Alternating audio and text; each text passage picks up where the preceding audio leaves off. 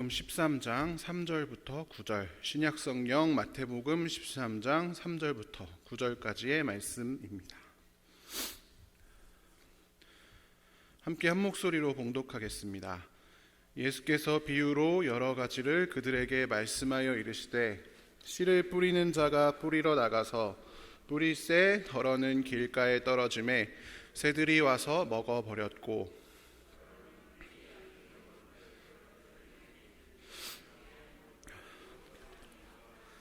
해가 돋은 후에 타서 뿌리가 없으므로 말랐고, 덜어는 가시떨기 위에 떨어짐에 가시가 자라서 기운을 막았고, 덜어는 좋은 땅에 떨어짐에 어떤 것은 100배, 어떤 것은 60배, 어떤 것은 30배의 결실을 하였느니라.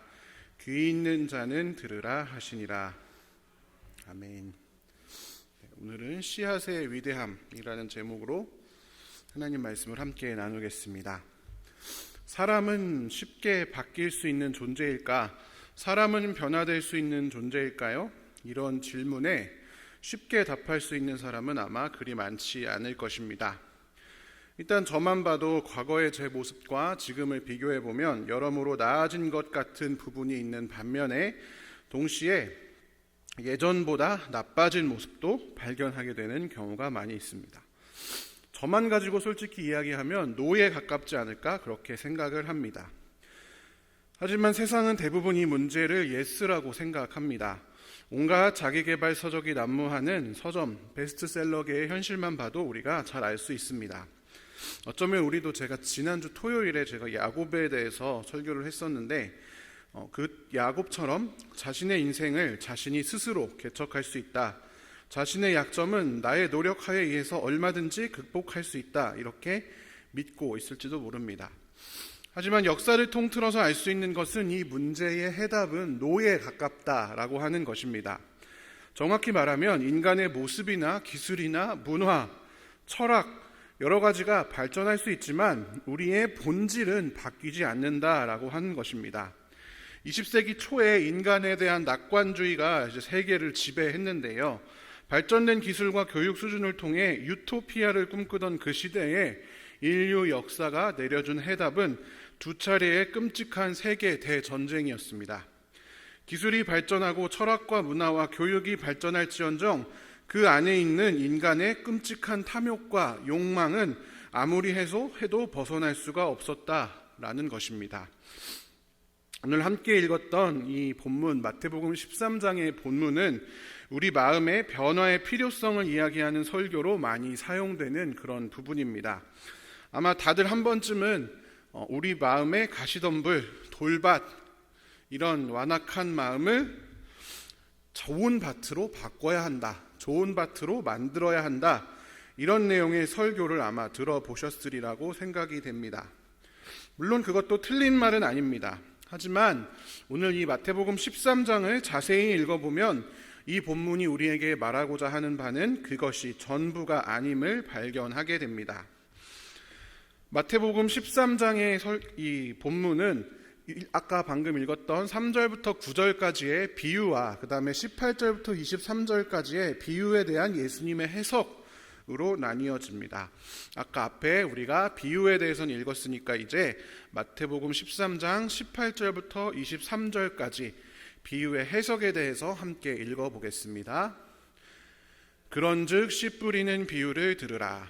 아무나 천국 말씀을 듣고 깨닫지 못할 때는 악한 자가 와서 그 마음에 뿌려진 것을 빼앗나니 이는 곧 길가에 뿌려진 자요 돌밭에 뿌려졌다는 것은 말씀을 듣고 즉시 기쁨으로 받되 그 속에 뿌리가 없어 잠시 견디다가 말씀으로 말미암아 환난이나 박해가 일어날 때에는 곧 넘어지는 자요 가시떨기에 뿌려졌다는 것은 말씀을 들으나 세상의 염려와 재물의 유혹에 말씀이 막혀 결실하지 못하는 자요 좋은 땅에 뿌려졌다는 것은 말씀을 듣고 깨닫는 자니 결실하여 어떤 것은 100배, 어떤 것은 60배, 어떤 것은 30배가 되느니라 하시더라. 아멘. 앞의 비유와 지금의 이 해석 어디를 찾아보아도 예수님께서 우리에게 너희 마음을 좋은 밭으로 변화시켜라. 너희 마음을 좋은 밭으로 경작해야 한다라고 하는 식의 교훈, 명령이나 권면을 찾아볼 수가 없습니다. 그저 길가, 돌밭, 가시덤불 같은 이 부분을 비유할 뿐이지, 이런 사람들은 잘못되었으니 너희가 좋은 땅으로 변화하도록 열심히 노력하거라, 이러한 내용이 직접적으로 드러나 있지 않다라고 하는 것입니다. 이 비유의 내용은 이렇습니다. 이 비유에서 씨는 하나님 나라의 말씀을 의미합니다. 그리고 밭은 그 말씀을 듣는 사람의 마음입니다. 밭은 크게 네 종류가 있는데, 길가라고 하는 밭은 말씀을 받되 깨닫지 못하는 사람, 그리고 돌밭은 말씀을 받아서 잘 기르되 자신의 인생에 고난이 찾아오면 바로 잊어버리는 사람, 그리고 가시떨기는 말씀을 받아서 잘 키우되 세상의 유혹에 막혀서 결실하지 못하는 사람을 의미한다. 이거 다 성경에 그대로 나와 있는 내용입니다. 하지만 좋은 땅, 즉 말씀을 듣고 온전히 깨닫는 사람은 30배, 60배, 100배의 결실을 낸다, 이렇게 기록이 되어 있습니다. 여기서 30배, 60배, 100배는 진짜 숫자, 정확히 30배, 정확히 60배, 정확히 100배 이런 숫자를 이야기하는 것이 아닙니다. 때로 어떤 분들은 이 부분을 조금 믿으면 30배, 중간 정도 믿으면 60배, 파트로 매주를 쓴다고 해도 믿을 정도로 그냥 다 무조건 믿으면 100배, 이렇게 결실을 낼 수 있으니 100배를 맺기 위해서 무조건 믿어라, 이렇게 말씀하시는 분들도 계신데, 이 부분은 그렇다기보다는 문학적인 수사라고 보아야 합니다. 마치 어린아이가 엄청 큰 것을 묘사할 때 세 가지 들어서 우리 아빠보다도 크고 우리 집에 있는 자동차보다도 크고 동물원에서 봤던 코끼리보다도 더 커요, 이렇게 말하는 것처럼 많은 숫자, 30배나 60배나 100배나 그만큼 많이 결실을 맺힌다, 아주 작은 씨앗에서 엄청나게 많은 결실을 맺는다라는 표현이다, 문학적인 표현이다, 이것입니다. 이 비유, 즉 오늘 읽어봤던 이 비유에서 이것을 통틀어서 우리가 꼭 기억해야 할 것이 두 가지가 있습니다. 첫 번째로 이 이야기에서 말하는 결실, 30배, 60배, 100배 맺히는 결실은 하나님을 믿어서 받는 현실에서의 상 혹은 눈에 보이는 대가를 의미하는 것이 아니다라는 것입니다. 우리는 열매나 결실 같은 것을 눈에 보이는 성과로 오해하는 경우가 많이 있습니다. 그래서 교회에서 어떤 사역을 하거나 전도를 할 때 눈에 띄는 인원수의 증가 혹은 헌금의 증가, 아니면 뭔가 사람의 눈에 보이는 변화가 없으면 실패한 사역이다, 실패한 전도다, 이렇게 생각하는 경우가 많이 있습니다.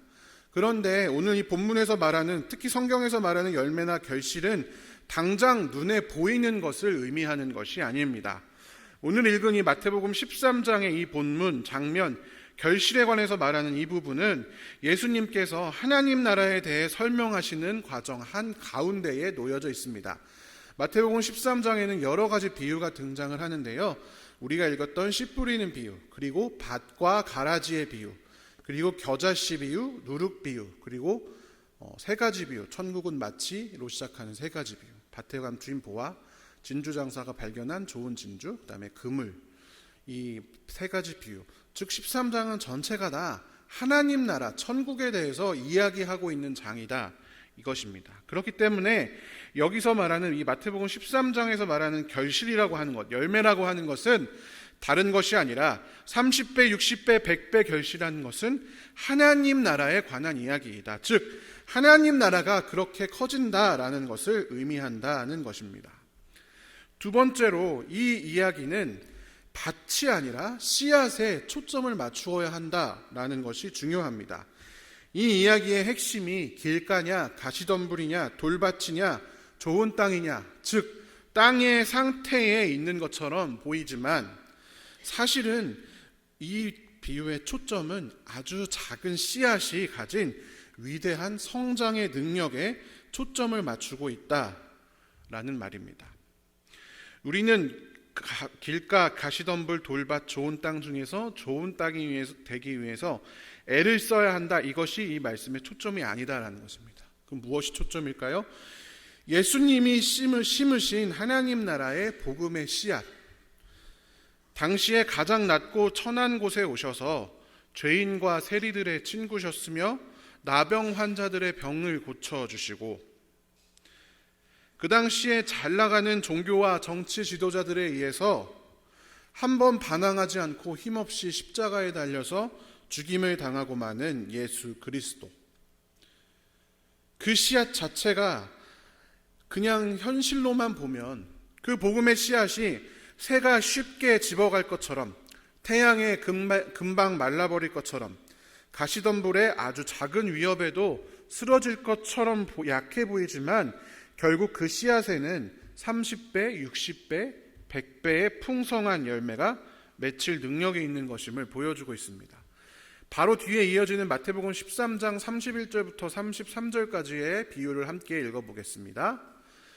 또 비유를 들어 이르시되 천국은 마치 사람이 자기 밭에 갖다 심은 겨자씨 한 알 같으니 이는 모든 씨보다 작은 것이로되 자란 후에는 풀보다 커서 나무가 되매 공중의 새들이 와서 그 가지에 깃들이느니라. 또 비유로 말씀하시되 천국은 마치 여자가 가루 서말 속에 갖다 넣어 전부 부풀게 한 누룩과 같으니라. 아멘. 바로 우리가 읽었던 오늘의 비유 바로 뒤에 나오는 비유인데요, 이것만 봐도 초점이 밭이 아니라 씨앗에 있다라는 것을 알 수 있습니다. 아주 작은 겨자씨, 세상 모든 씨보다 작은 그 겨자씨 한 알이 실제로 심으면 나무가 되어서 공중에 새들이 깃들 정도로 커진다. 누룩가루, 아주 작은 누룩가루이지만 서말 속에 서말 속, 밀가루 서말 속에 갖다 넣으면 엄청나게 부풀어서 커다란 빵이 되는 그 누룩, 천국을 이렇게 비유하고 있는 것입니다.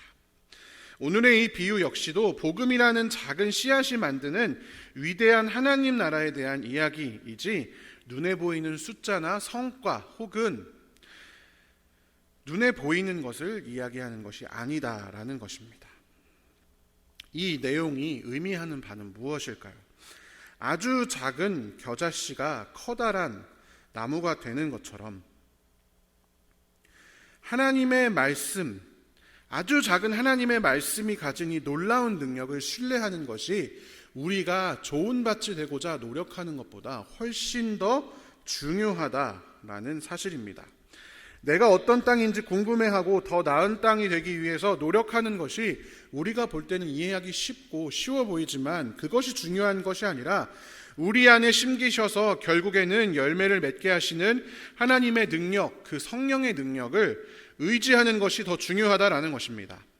우리 안에 심겨진 복음의 씨앗, 예수 그리스도의 피, 그것이 가지고 있는 놀라운 능력을, 그 작은 씨앗이 품고 있는 위대한 생명력을 바라볼 수 있고 믿을 수 있다면 우리는 자연스럽게 그것을 잘 심고 물도 주고, 우리 담임 목사님 밭에서 하시는 것처럼 EM도 뿌리고 비료도 주고 좋은 것들 주어서 열매가 맺도록 만들 것이지만, 그것이 가지고 있는 놀라운 하나님 나라의 능력을 내 인생의 작은 고난보다 또는 돈이나 명예나 권력이 가지고 있는 힘보다 작은 것으로, 그것보다 연약한 것으로 여기는 그 순간에 아무리 그동안 우리가 마음의 밭을 좋은 밭으로 기경하기 위해 애를 썼을지라도 우리 밭에 새가 깃들고 땅이 마르고 가시덤불이 처진다라는 사실을 우리가 기억하여야 한다라는 것입니다.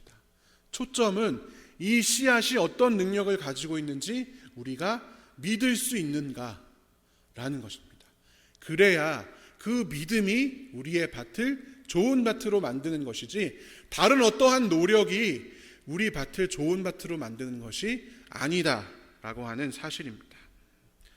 그렇기 때문에 우리는 그 작은 천국의 씨앗을 밭에 감추인 보화처럼, 좋은 진주를 발견한 진주 장사처럼 세상 그 어떤 가치보다 중요하게 여기고 값지게 여기며 지키기 위해서 애를 써야 한다라고 하는 것이 이 마태복음 13장에서 이야기하고 있는 씨앗의 비유다라는 것입니다. 말씀을 정리하겠습니다. 세상 사람들은 우리에게 더 나은 사람, 더 좋은 사람, 더 뛰어난 사람이 되어야 한다. 더 나아가서 모든 면에서 완벽한 사람, 적어도 모든 면에서 실수는 하지 않는 사람이 되어야 한다 이렇게 요구합니다. 그러나 하나님께서는 그런 초인이 되라고 우리를 몰아세우지 않습니다. 왜냐하면 하나님께서는 우리를 자신의 세계를 이뤄가는 데 사용하는 도구, 언제든 완벽하지 않으면 다른 도구로 바꿔서 갈아 끼울 수 있는 톱니바퀴처럼 써먹기 위해서 우리를 부르신 것이 아니기 때문입니다. 하나님께서는 우리와 함께 쉬고 우리와 함께 관계, 소통하기 위해서 우리를 그분의 자녀와 친구로 부르셨습니다. 그렇기 때문에 우리가 조금은 덜 완벽하더라도 하나님의 완전함을 힘입어서 살아갈 수 있는 것입니다. 그래서 기독교는 처음부터 내 안의 잠재력, 내 안의 노력으로 승리하는 것이 아니라 내 안의 절망을 직면하고 그 한계 바깥에서 오시는 구원자이신 예수 그리스도를 바라보아라, 그를 믿어라, 그분 안에 심겨진 놀라운 생명력을 신뢰하라 라고 이야기하는 것입니다. 내가 왜 변하지 않을까? 내 인생 아무리 노력해도 죄인이 아니게 좀 살아가고 싶은데 왜 이렇게 자꾸만 넘어질까? 자책하며 쳇바퀴 돌리듯이 자신을 괴롭히지 말고 그 대신에 예수님의 크신 능력을, 또한 그분이 신실하셔서 절대 우리를 포기하지 않으신다 라고 하는 성경의 말씀을 신뢰하시기 바랍니다. 그렇기 때문에 사도 바울의 말처럼 우리가 약한 가운데 강하여질 수 있다라는 것입니다. 우리 함께 고린도후서 12장 10절 그리고 히브리서 13장 5절을 한 구절씩 읽어보겠습니다. 나는 그리스도를 위해서 약해지는 것을 만족하게 여기며 모욕과 빈곤과 박해와 곤궁을 달게 받습니다. 그것은 내가 약해졌을 때 오히려 나는 강하기 때문입니다. 내가 약함 가운데 있을 때 우리가 하나님을 바라보게 되고 그때에 오히려 강하여진다라는 사도 바울의 고백입니다. 히브리서 13장 5절 하반절에 이렇게 기록되어 있습니다. 같이 함께 큰 목소리로 함께 읽겠습니다. 주님께서 친히 말씀하시기를 내가 결코 너를 떠나지도 않고 버리지도 않겠다 하셨습니다. 아멘. 여러분, 우리 마음 가운데 심겨진 복음의 씨앗은 결코 우리를 떠나지도 않고 버리지도 않고 사라지지 않습니다. 우리가 그 복음의 씨앗이 얼마나 귀한 것인지, 그 안에 있는 능력이 얼마나 놀라운 것인지, 이 세상에 강해 보이는 것 많지만 그것보다 이 씨앗이 숨기고 있는 놀라운 생명력이 더 위대하고 크다라는 사실을 이 아침에 바라보고 믿을 때 우리 밭이 좋은 밭이 되어질 것입니다. 그럴 때 우리 마음에 있는 가시덤불이 거쳐지고 돌들이 개경되고 그리고 우리 마음의 잡초들이 다 뽑혀져 나갈 것입니다. 이 아침에 하나님을 바라보는, 우리 마음 가운데 심기어 있는 이 복음의 씨앗이 얼마나 위대한 것인지, 우리 안에 심겨진 하나님 나라가 얼마나 큰 것인지 믿음의 눈으로 바라볼 수 있는 귀한 성도들 되시기를 주님의 이름으로 간절히 축원합니다. 함께 기도하겠습니다. 사랑의 하나님, 감사합니다. 우리같이 연약한 죄인들을 죄 가운데 거하면서도 스스로 인생을 책임질 수 있다. 하나님 없어도 하나님이 조금만 도와주시면 내 인생은 내 혼자 개척할 수 있다 믿는 이 연약한 우리들을 주님 용서하여 주시옵소서. 이 아침에도 죄 가운데 거하며 살아가는 우리를 위해서 십자가에 달리시고 우리를 위해 기도하시며 우리를 위해서 복음의 씨앗들을 계속해서 공급해 주시는 하나님, 우리가 이 시간 그 우리 마음에 심겨진 하나님 나라, 그것을 바라보길 원합니다. 세상 나라가 우리가 경험할 때는 너무 커 보입니다. 세상이 주는 돈과 명예와 권력이 내 힘으로는 거스를 수 없을 정도로 커 보이지만 우리 마음 가운데 심겨진 그 작은 복음의 씨앗이 얼마나 위대한 것인지 믿음의 눈으로 바라보게 하셔서 세상을 쫓아 살아가는 것이 아니라 하나님 나라를 쫓아 살아갈 수 있는, 그래서 30배, 60배, 100배의 결실을 맺는 우리가 될 수 있도록 이 아침 우리와 함께하여 주시옵소서. 하나님, 육신의 질병으로, 마음의 고통으로, 정말 참을 수 없는 삶의 아픔의 문제로 기도하며 울부짖는 많은 성도들이 있습니다. 기도하고 싶어도 기도가 할 수 없는 상황에 있는 성도들도 있습니다. 주님께서 이 시간 그들의 부르짖음을, 그들의 마음의 아픔을 주님께서 돌보아 주시고 치유하여 주시옵소서. 우리를 구원하시는 하나님, 이 시간 우리가 우리의 문제를 가지고 하나님께 나아가 우리의 기도를 하나님께 올려드립니다. 주께서 우리의 모든 기도 제목들 연락하여 주시고 하나님께서 하나님의 선한 뜻 가운데 좋은 것들로 채워 주시옵소서. 감사드리며 예수님의 이름으로 기도합니다. 아멘.